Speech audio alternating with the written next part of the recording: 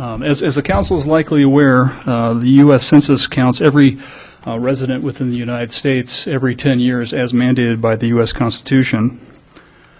This year, they had somewhat of a different approach to the conduct of the census. If you recall, the survey instrument that was utilized in 2000 was a fairly lengthy survey instrument that collected all kinds of information, demographic, housing, economic, and other information. In the 2010 census, they went with what they called the short form. That was really 8 simple questions that were really related to who was living at the residence and what their age and race was. So this was really one of the first times that they had utilized the short form in an effort to try to improve their return rate and get a more accurate count of the population of the country. According to the U.S. Census Bureau, these survey instruments were mailed out March 15th and 17th through March 15th through 17th of 2010. And the Census Bureau had estimated by April 28th, 72% of the households had mailed those forms back. And beginning on May 1, the Census Bureau then began their follow-up visits with households that had not responded to get full response rates on the survey. By December 31st, 2010, the apportionment totals were delivered to the President, and the Census Bureau was complete with the study. They've now then begun releasing that information for various states and populated areas around the country, and they just released the information from Idaho in March of this year. Generally, the 2010 census results reported that the total population of the city of Moscow is 23,800 persons, which is 538 fewer people than previously published in the 2009 population estimate, which was 24,338. The council, as the council may recall, in 2008, the council appealed the 2007 population estimate, as the previous published estimate appeared to be low in comparison to housing development that had been permitted for construction within the community during that time frame. The Census Bureau subsequently approved the appeal and released a higher number for the 2007 and again following in 2008 and 2009. In 2010, the census reported that the 2010 census also reported that we had a total of 9,879 housing units within the community, of which 7.1% were reported as being vacant, and that is a fairly sizable change from the vacancy rate of 3.8% that was recorded in the 2000 census. Of course, in a college community, when the enumerators started going out in early May, that's fairly close to the graduation date, so there certainly is a possibility that there may have been some overlap there as students were leaving at the end of the term. They have not fully released the detailed information, and for us, group housing, group quarters is a fairly significant number. That number in 2007 was 4,366, and that dropped down to 3,877 in 2008.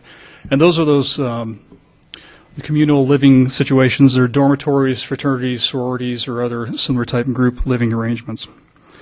Just to give a little bit of historical information on the chart for you, the blue line represents the total population number, and the red line represents the annual percent population growth rate. You can see we began at the 2001 census with a population number of 21,555. That was just up from 21,291, which was the 2000 census number. Then climbed fairly steadily, and then the 2006 number was 22,352. After that, you can see the significant increase that was a result of the appeal of the 2007 estimate.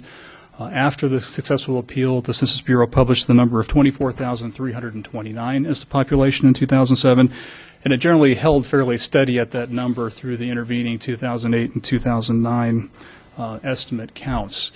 The annual percent population growth bounced around from about 1.24% in 2001 down to just a little negative 0.5% in 2002, and then held fairly steady at 1%. And you can see that 8.8% increase that was a result of the appeal to that census number in 2007. If you look at a longer time frame going back from 1980 here to the 2010 number, you can see in 1980 the number was 16,513, growing to 18,519 in 1990, 21,291 in 2000, and now here at 23,800 in 2010. So while it is a little bit, the 2010 census was a little bit lower than the 07, 08, and 09 estimates, you can see that the population is following a fairly steady trend over time. And again, just zooming in a little bit closer, taking out the intervening estimates between 2000 and 2010, you can see that the growth rate is fairly consistent. This chart goes back to 1970 that records a population of 14,146. And our annual percent growth rate has generally ranged between 1.56% and 1.12%. That was a result of the 2010 census between 2000 and 2010. Now, a little bit of comparison with Pullman next door. Pullman actually has had a fairly high significant growth rate over the course of the last decade. While Moscow has been a fairly consistent long-range trend going from 1970 on to 2010, Pullman had some more significant growth rates between 1970 and 1980, and then was fairly flat between 1980 and 2000, and again has seen more significant growth from 2000 on to 2010.